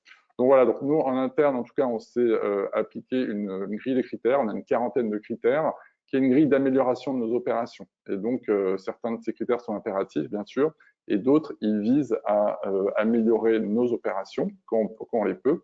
Mais il faut se dire les choses aussi, si on veut être au rendez-vous de nos engagements, etc., ça implique un certain nombre de renoncements. Moi, j'en ai beaucoup parlé. On va être obligé de renoncer à certaines opérations ou à renoncer à certaines façons de les faire. Pour moi, je rejoins ce qu'a dit aussi Antoine sur le fait qu'il faut que les boîtes comme les nôtres ne soient pas des donneurs de leçons. Ça, c'est vraiment impératif. Il n'y a aucune raison de l'être. En revanche, ce qu'on voit, c'est que tant que la structuration du secteur, notamment la structuration réglementaire, permettra aux boîtes qui ne font aucun effort de ce sujet de continuer à vivre, de continuer à performer, ce sera très, très compliqué. Donc, il y a toujours une sorte de primo-vice qui est vraiment celle de quand on fait le moindre effort, quand les conditions font que ça continue à marcher, c'est que c'est pas normal, quoi. Il y a vraiment un sujet là-dessus. Et je pense qu'il y a un rôle assez important d'ailleurs des aménageurs. Et je suis ravi de voir la démarche qu'a entamée Paris La Défense, parce que tant que l'histoire de chaque immeuble elle commencera par une surenchère sur le coût du foncier, ça ne marchera pas. Il faut dire les choses. Donc, je pense qu'il y a vraiment là-dessus, au niveau réglementaire, gouvernemental, et puis après, quand on redescend dans les différents secteurs géographiques, des questionnements à se poser sur comment est-ce qu'on veut produire de l'immobilier pour notamment arriver à terme à avoir de l'immobilier performant en termes environnementaux, mais aussi de l'immobilier abordable, ce qui est aussi un créneau extrêmement important. Très bien, beaucoup de défis. Merci, merci Mathias. Et peut-être, oui, Vincent, si vous voulez aussi partager vos premiers retours, perception de l'engagement de Novaxia. Enfin, vous parliez aussi du fait que vous aviez aussi pas mal d'investisseurs particuliers. Donc, on a toujours un petit peu l'a priori que c'est peut-être plus compliqué de faire la différence auprès d'investisseurs particuliers. Donc, voilà, quelle attractivité, enfin, est-ce que vous voyez une attractivité des produits d'investissement de Novaxia au travers de votre engagement? Oui, totalement. Tant d'ailleurs des collectivités, des investisseurs particuliers, des collaborateurs, je rejoins tout ce qui a été dit. Sur les investisseurs particuliers, ce qu'on voit, c'est qu'il y a le label ISR immobilier qui a été lancé. Donc tous nos fonds sont labellisés, tous ceux qu'on conçoit et qu'on distribue. Et aujourd'hui, il est difficile de se diriger quand on est investisseur particulier au milieu de tous les fonds ISR. Il y a une chose qui devient de plus en plus importante pour eux, et tant mieux, c'est la cohérence entre le produit durable et tout le reste. Et on pourrait très bien imaginer d'avoir un produit, vous savez, très durable, et puis tout le reste où on ne regarderait pas. Et ce produit-là serait donc ISR. La société à mission et Bicorp aussi permettent de montrer qu'il y a une cohérence sur l'ensemble des pratiques de la société et en l'état de la société de gestion Novaxia Investissement, pour montrer que au-delà de ce produit-là, en interne comme en externe et dans l'ensemble de toutes les pratiques, on est cohérent avec l'impact et avec une démarche de sens et de pourquoi. Pour donner un exemple très concret aussi d'investisseurs et de communautés de sociétés à mission, suite à l'annonce où Novaxia est devenue société à mission, on a reçu un appel d'une mutuelle qui était devenue la première mutuelle société à mission. Et cette mutuelle nous a dit, on ne vous connaissait pas, vous êtes devenu société à mission, on comprend votre pourquoi et on le partage, nous souhaiterions investir 10 millions d'euros dans un fonds. Et ça, c'est très concret et bien sûr, ça facilite l'adoption aussi en interne s'il y avait des personnes récalcitrantes, ce qui n'a pas forcément beaucoup été le cas chez Novaxia parce qu'on a fait beaucoup d'ateliers et de débats. Et je rejoins aussi ce qui a été dit sur la transparence. Être transparent en interne, ouvrir le débat de manière bienveillante en ayant vraiment des points de vue très différents sur le pourquoi et pourquoi on fait ça, permet ensuite d'être très à l'aise lorsqu'il y a des regards externes ou des questionnements internes sur la prochaine action. Deuxième élément, on a peu parlé des comités de mission. Et les comités de mission sont un outil formidable qu'on est en train d'expérimenter, donc c'est assez récent, un outil formidable d'innovation et là encore d'orientation. C'est pas vraiment un COMEX, c'est pas un comité de parties prenantes, puisqu'il y a un avis qui est ensuite audité. Il y a quelque chose un peu entre les deux qui est en train de se former et qui produit chez nous des résultats très concrets en termes d'innovation, de partenariat et de captation des signaux faibles aussi pour aller dans les prochaines thématiques qui font sens en termes social et environnemental. Super, merci beaucoup. Elisabeth, je ne sais pas si tu veux prendre la main sur les Oui, questions. oui, bien sûr, merci. Merci beaucoup à tous. Il y a quelques questions. J'ai l'impression que certains participants n'arrivent pas à trouver l'onglet questions, donc ils m'ont envoyé par SMS. N'hésitez pas à trouver tous les moyens pour nous faire parvenir vos questions. Il y a des questions sur on a parlé pas mal de l'influence de l'influence bénéfique ou de l'effet bénéfique de ces démarches sur la mobilisation des collaborateurs en quête de sens, peut-être particulièrement post-Covid, mais en général, et peut-être aussi des plus jeunes aux moins jeunes. Il y a des questions sur est-ce que ces démarches aident à mobiliser les parties prenantes? Une question notamment sur comment ces démarches vous aident potentiellement à mobiliser à la hauteur de votre raison d'être, de vos objectifs, etc., vos fournisseurs notamment, toute la supply chain dans la construction pour atteindre les objectifs bas carbone. Je ne sais pas qui veut répondre à ça, peut-être Antoine, Mathias, Aurélie.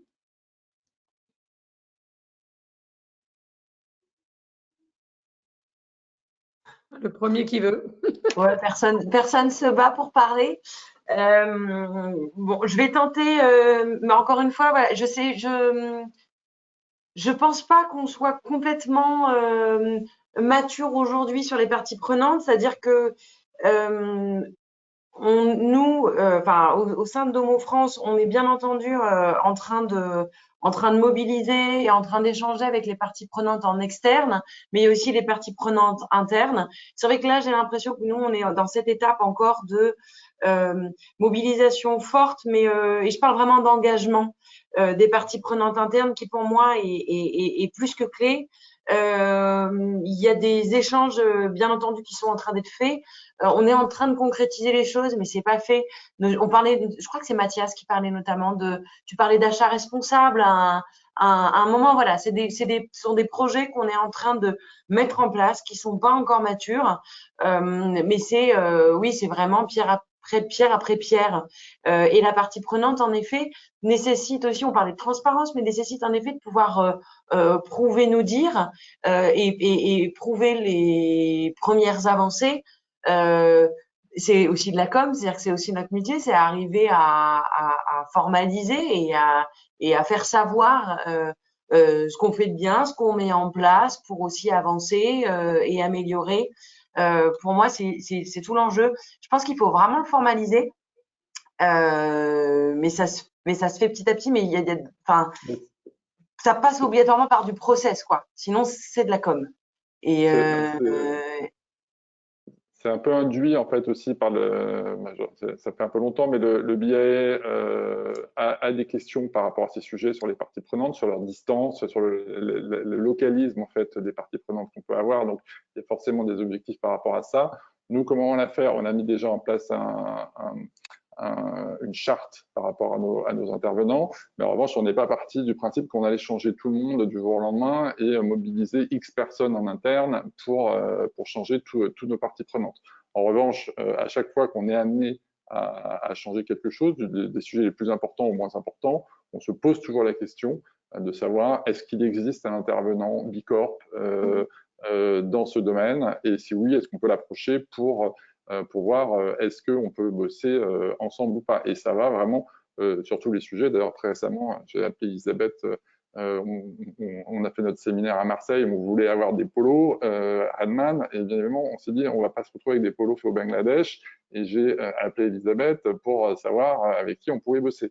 Et voilà, et donc on appelle le Bilab, on appelle à droite, à gauche, pour savoir quels sont les intervenants. Et finalement, petit à petit, l'ensemble de notre écosystème est pollinisé par des acteurs qui voient les choses autrement et qui regardent dans la même direction que nous. Après, c'est effectivement pas une démarche où on a dit du jour au lendemain, on arrête avec tout le monde et on reprend, mais on n'est pas structuré pour avoir ce type de démarche. Et je rajouterais aussi, tu parles du prisme Bicorp pour aller sourcer. Je rajouterais nous aussi le prisme local, qui est un vrai point puisque notre action est locale, on est sur une activité non délocalisable et en fait faire travailler les gens aussi de notre région et au plus proche fait beaucoup sens, quoi. Surtout qu'il y a énormément d'initiatives, mais sur plein de sujets, hein, sur la circularité des déchets de chantier, sur l'innovation sociale. Donc, ouais, je te rejoins. Antoine, peut-être une réaction sur les achats, la mobilisation des fournisseurs, de la supply chain autour des objectifs? C'est plus facile de tordre le bras à des fournisseurs pour les contraindre à adhérer à une charte vertueuse que de tordre le bras à ses clients. Donc, il y a plusieurs types de parties prenantes et donc nous, on l'expérimente aujourd'hui sur les parties prenantes sur lesquelles on va dire qu'on est en position de force. Les seuls avec lesquels on n'arrive pas à avancer, ce sont les très grosses entreprises. Je prends par exemple les fournisseurs d'énergie ou des fournisseurs de réseaux télécoms. Aller demander à Orange d'accepter de valider une charte fournisseur, quelle qu'elle soit, c'est absolument impossible. Donc, mais sur des fournisseurs de taille plus modeste, on y arrive. Alors, je vous rassure, on le fait sans tordre le bras, on le fait bien évidemment avec beaucoup de bienveillance, mais on le fait quand même et on leur met quand même un petit peu la pression. Sur les clients, on le voit nous au travers du déploiement du bail responsable. On se heurte parfois à des choix cornéliens. En clair, est-ce que demain, on sera capable de dire à une enseigne qui est une locomotive d'attraction pour un site qu'on ne va pas travailler avec elle parce qu'elle a refusé de signer le volet responsable du bail que l'on lui propose? Il est là en fait le point de crête, hein, clairement. Hein. Donc aujourd'hui, on essaye de le faire avec de la pédagogie, on essaye de rewarder d'une certaine façon les efforts que font nos parties prenantes de toutes les façons possibles, et la communication en est une. Et il ne faut pas avoir de vergogne à communiquer, parce que je pense qu'on a un défaut en France, c'est de faire souvent une espèce de pudeur des efforts que l'on peut faire. Il ne faut pas hésiter à communiquer. C'est un moyen de valoriser les efforts que l'on fait, les efforts que font nos parties prenantes. Donc, il faut leur donner ce reward pour les pousser. C'est parfois la seule chose qu'on a à faire pour les pousser. Donc, par exemple, pour les locataires, on a mis en place un espèce de Nutri-Score du commerçant vertueux, et on affiche sur sa vitrine pour communiquer auprès des consommateurs, qui sont au final la vraie source d'arbitrage, pour montrer à ces consommateurs à quel point cette enseigne a fait des efforts pour s'inscrire dans la démarche globale d'un site vertueuse. Voilà. Est-ce que peut-être Antoine, tu peux, et après on pourra élargir la question aux autres, parler de ce que tu as mis en place aussi avec tes financeurs, parce que dans les parties prenantes, il y a aussi de l'immobilier, il y a aussi les banques, les investisseurs. Toi, tu as indexé certains des financements auxquels tu as recours sur notamment le score Bicorp, mais pas que, enfin en valorisant aussi cette démarche. Est-ce qu'on peut en parler et peut-être avoir aussi les réactions, je ne sais pas, de Vincent ou d'autres intervenants? Comme foncière, on est un gros consommateur de dettes. Alors nous, on se finance avec de la dette bancaire corporate. Et on a transformé l'intégralité de la dette du groupe en intégrant des critères ESG qui ont un impact direct sur cette dette en elle-même et sur son coût. Et dans ces critères ESG, il y a la trajectoire carbone qu'on s'est donnée, notamment avec le groupement forestier forêt. Il y a le maintien de la certification Bicorp et d'autres critères. On en a 5 au total. Donc oui, ça fait partie des actions à mettre en place. Mais ce n'est pas les plus compliquées, celles-là, parce qu'au final, les financeurs sont tous très contents. Ils ont un quota de financement vert à réaliser, et ils sont tous très contents de rentrer dans cette démarche. Donc, c'est de loin ça a été de loin la partie la plus simple, en tout cas chez nous, à mettre en place. Vincent, peut-être un commentaire là-dessus? Oui, rebondir sur la dette, de notre côté, ça passe par des prêts à impact avec plusieurs banques, où la banque concède un taux d'intérêt, donc une diminution du taux d'intérêt en fonction de la réalisation d'impact à l'issue du projet. Et alors ça, c'est assez génial aussi de montrer encore une fois le lien entre le financier et l'extra-financier, et la perception des banques qui effectivement ont des quotas et en même temps sont très près de tous les calculs financiers. Elles trouvent que ça dérisque l'investissement dès lors qu'on considère le pourquoi et qu'on considère l'environnement, le social, la gouvernance dans un projet, et elles le concrétisent en diminuant une partie du taux d'intérêt donc accordé au fonds immobilier. C'était ma remarque. Donc les prêts à impact arrivent et favorisent très certainement les acteurs Bicorp et sociétés à mission. Et deuxième chose, ça permet aussi de créer des communautés dans les communautés. Il y a les communautés Bicorp, la communauté société à mission. Et puis, chez Novaxia, on a créé du coup une communauté Novaxia avec notre mission. Ça simplifie le message de cette communauté et ça permet donc de l'animer. On travaille, nous, avec plus de 70 promoteurs en France et à l'étranger, en montrant ce qu'on fait en termes de mission de Novaxia. Tous nos partenaires et donc une partie de la supply chain comprend très bien ce qu'on recherche, ce qu'on peut offrir et à quoi on sert pour eux. Et donc le recyclage urbain, dans notre cas, permet de montrer à tous les promoteurs qu'on peut aider sur la partie portage foncier, d'achat sans conditions suspensives, de permis de construire en France auprès des promoteurs. Et donc ça permet de créer une communauté au sein des communautés et de simplifier le message. Merci. Mathias, je pensais tout à l'heure en écoutant Pierre-Yves, toi tu es promoteur et tu es présent à la Défense. Alors ça m'intéresse à la fois d'avoir du coup ta réaction qu'est-ce que tu as pensé, comment tu as réagi quand PLD a annoncé sa raison d'être, son engagement, enfin l'engagement du territoire. Et puis globalement, est-ce que ces sujets, raison d'être, Bicorp, société à mission, sont des sujets d'échange avec les territoires? Peut-être que Domo France aura aussi un regard là-dessus. Et Pierre-Yves, peut-être si vous avez eu, comment dire, de l'écho d'autres territoires qui se disent, ah bah tiens, ce que vous avez fait, ça m'intéresse, comment nous, on pourrait faire ça, etc.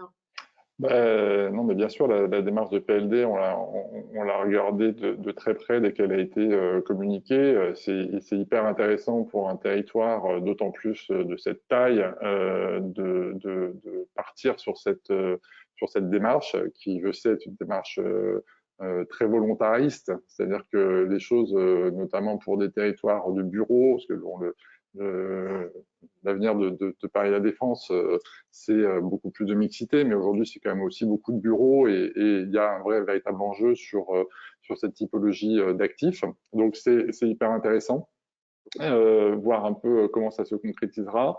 On a nous, une opération qui rentre justement dans cette démarche dont on parlera à la rentrée sur la régénération d'un immeuble sur Paris La Défense des années 70 et qui sera, je pense, assez spectaculaire. De manière générale, sur les territoires, oui, il y a beaucoup de discussions. Il y a même vraiment de l'attraction. On a été, nous, en tout cas dans les discussions qu'on peut avoir avec les différentes SEM et établissements, beaucoup d'intérêt de ces établissements pour cette démarche. Et au-delà de l'intérêt, nous, on a même été appelés par une SEM pour répondre à une SEM métropolitaine, pour lui donner son nom ici, mais pour répondre à un concours sur un territoire sur lequel on n'était pas du tout présent.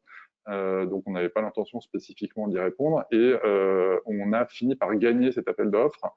Pas uniquement, bien évidemment, sur le fait qu'on ait été labellisé l'un ou l'autre, mais le fait que la SEM fasse une démarche en disant on a aussi envie d'avoir cette typologie d'acteurs sur notre territoire, venez nous apporter vos réponses, on verra si elles sont pertinentes ou pas. C'est vraiment intéressant. Et on a, juste pour terminer, on a eu comme discussion au dernier meeting en mars, vu les métropoles de Lille, de Lyon, etc. Elles ont, pour la plupart, c'est hyper intéressant, fermé leur secteur d'attractivité internationale, où il y avait généralement 10, 20, 30 personnes, pour les transformer en attractivité locale. Donc, beaucoup de leurs collaborateurs sont aujourd'hui tournés vers le fait de retenir et faire développer des opérations portées par des acteurs locaux et pas simplement aller chercher à faire la roue du Pan pour faire venir tous les investisseurs et tous les acteurs internationaux. Donc voilà, et ça se traduit bien évidemment par une démarche hyper en lien avec tout ce qui est Bicorp, etc. Pierre-Yves, vous avez des gens qui vous ont un intérêt des collectivités pour cette approche? Enfin, je ne peux pas dire un oui franc et massif. La situation dans laquelle la Défense se trouve est singulière à la fois par le fait que le territoire n'a pas vraiment d'équivalent en France, parce que l'organisation administrative non plus n'a pas d'équivalent, et puis surtout, pour être honnête, parce que c'est nous qui étions en retard. En réalité, ces questions de responsabilité environnementale, de transition écologique des territoires, il y a plein d'aménageurs locaux en région qui ont pensé bien avant nous. Donc, l'intérêt, moi, que je vois à cette démarche, c'est plutôt, et je rejoins tout à fait ce que disait Mathias à l'instant sur l'attractivité locale, c'est d'arrêter de nous voir plus beau qu'on est, puisqu'en fait, c'est ce piège-là qui aurait pu nous coûter bien plus cher que ce qui s'est passé réellement pendant la crise et qui a menacé, qui menace encore aujourd'hui le modèle de la défense d'anachronisme. Donc, le sujet, c'est plutôt pour nous qu'on se remette en adéquation avec l'esprit dans lequel les territoires urbains se transforment, se renouvellent aujourd'hui, en se consacrant effectivement beaucoup plus au local, au lien avec les territoires. On a parlé tout à l'heure des fournisseurs. Je crois qu'on a un sujet en tant que de l'ordre public d'insertion également de travailleurs locaux, de lien avec tout le tissu productif local. Et c'est autant une responsabilité même à la défense pour les acteurs du territoire que le fait d'attirer des entreprises de Londres ou de Chine. Donc voilà, donc oui, il y a tout à fait un effet de maillage territorial à mettre en place, mais je revendique absolument pas. Peut-être qu'on est un peu innovant sur la méthode et j'espère que ça donnera des idées à d'autres, mais je prétends pas qu'on ait inventé la roue, en tout cas pas encore. Il reste beaucoup à faire et beaucoup de preuves à apporter. Ok. Super, peut-être Aurélie en 2 mots vraiment parce qu'on va conclure. C'est le lien avec les collectivités là-dessus. Est-ce qu'il y a un intérêt des collectivités pour votre activité de bailleur social à mission, si j'ose dire? Oui, alors je dirais qu'il peut y avoir un certain intérêt, mais que c'est pas l'alpha et l'oméga en fait. Et je rejoins vraiment les discours. C'est une preuve, c'est montrer dans quelle démarche on est. Après, c'est pas ça. Enfin, le nerf de la guerre aujourd'hui pour le logement social, c'est l'attribution de foncier, c'est la disponibilité des fonciers également, et le modèle économique qu'on arrive à établir autour, hein, puisque on réinvestit 100% de notre chiffre d'affaires. Donc, et que c'est bien l'équilibre financier des projets qui permet de garantir ce retour sur investissement. Donc, c'est une preuve. Moi, je peux noter également qu'il y a, et je pense que c'est important, il y a aussi une certaine suspicion, alors je dirais du consommateur en général, mais le consommateur, en fait, c'est un peu tout le monde, y compris celui qui travaille en collectivité. Un label, c'est aussi à double tranchant et c'est intéressant parce que ce sont des retours que j'ai également de collaborateurs. Certains perçoivent le label comme une licence, quelque chose qu'on achète. Et donc, ça peut amener ce type de questionnement, en fait. Donc, pour moi, la clé, elle est, c'est une partie des réponses, c'est un élément dans un dossier. Continuer à expliquer, en fait, à être pédagogique sur l'approche dans laquelle on est, et également ce qu'il y a derrière tous ces labels, toutes ces certifications, parce qu'il y a Bicorp, mais il y a les autres référentiels ISO également et autres.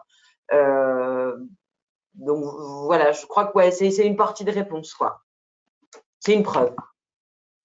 Merci. Oui, bien écoutez, on vous propose de conclure en vous remerciant à nouveau chaleureusement. Je crois que ça a été vraiment très riche sur ce qu'apportent ces démarches en termes de sens, de dynamique de progrès, d'engagement des parties prenantes et puis aussi d'espace de dialogue, en fait, voilà, d'espace de dialogue pour aborder un certain nombre de défis que vous avez mentionnés, de transformations qui sont en cours, de dilemmes sur lesquels il faut se positionner. Donc, voilà, on voit que c'est un peu le début d'un nouveau chemin et que ce n'est pas du tout en effet à l'aboutissement et le fait d'avoir un tampon ou d'être société à mission une fin en soi, mais plutôt un processus. En tout cas, merci encore beaucoup pour tous ces partages. On voulait conclure et terminer sur une petite actualité du côté d'Utopie, puisqu'il y a la sortie d'un livre d'Elisabeth sur la certification Bicorp, voilà, qui poursuit ce webinaire parce qu'il laisse une place très importante au témoignage avec 32 entretiens de dirigeants vraiment pour avoir un peu ces différents retours, ces différentes expériences de la communauté Bicorp en France et peut-être voilà, message d'actualité. Avec pas mal d'acteurs d'ailleurs de la construction, hein, parce qu'il y a Mathias, mais il y a la meilleure Bicorp au monde qui est une coopérative d'architectes aux États-Unis. Il y a la foncière Shenley dont on a parlé tout à l'heure. Enfin, c'est vraiment intéressant. Le secteur est pas mal, est vraiment bien actif, je trouve aussi dans cette communauté. Voilà, et le petit point, c'est jusqu'au 7 juin, et on peut acheter cet ouvrage en souscription, ce qui donne une réduction un peu exceptionnelle de 30%. Donc, on enverra avec le lien webinaire le petit bulletin de souscription pour ceux qui seraient intéressés, voilà, pour poursuivre la réflexion. On essaie avec l'éditeur pour la communauté Bicorp de trouver des moyens de faire des prix moins chers, mais la loi Lang est quand même assez sévère. C'est pas grave. Merci à tous en tout cas pour votre présence aujourd'hui. Merci aux intervenants, c'était vraiment hyper intéressant. Enfin, moi, j'en ressors vraiment convaincue que ces démarches sont hyper prometteuses, notamment pour ce secteur qui est, j'allais dire, contraint de prouver en continu sa contribution à l'intérêt général. Et merci vraiment à tous. C'était passionnant. À très bientôt. Merci beaucoup. Merci, bonne journée. Merci. À bientôt.